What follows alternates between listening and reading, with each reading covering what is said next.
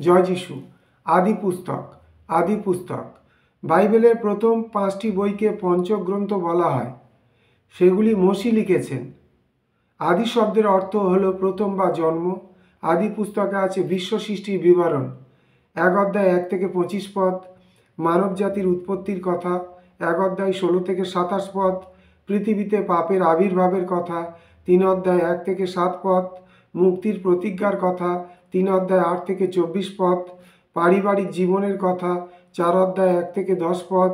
মানুষের তৈরি সভ্যতার কথা। 4 অধ্যায় 16 পদ। 9 অধ্যায় 29 পদ। পৃথিবীর বিভিন্ন জাতির কথা 10 এবং 11 অধ্যায়, এবং ইব্রিয় জাতির কথা 12 থেকে 50 অধ্যায়। আদি পুস্তকে রয়েছে মানুষের পতন ও অকৃতকার্যের কথা। আদি পুস্তক শুরু হয় ঈশ্বরকে নিয়ে, কিন্তু শেষ হয় কবর বা কফিনে। আদি পুস্তককে মূলত দুটি ভাগে ভাগ করা যায়।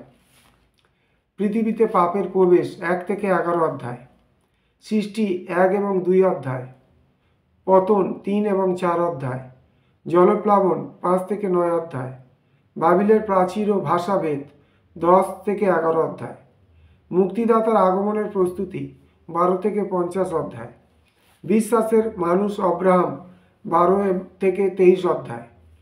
প্রিয় পুত্র ইসাহাক 24 থেকে 26 অধ্যায়। ঈশ্বরের প্রিয় পাত্র যাকব, যিনি শাসিত হলেন 27 থেকে 36 অধ্যায়। যোসেফ, যিনি কষ্টের মধ্যেও বিশ্বস্ত ছিলেন 37 থেকে 50 অধ্যায়। জয় যিশু।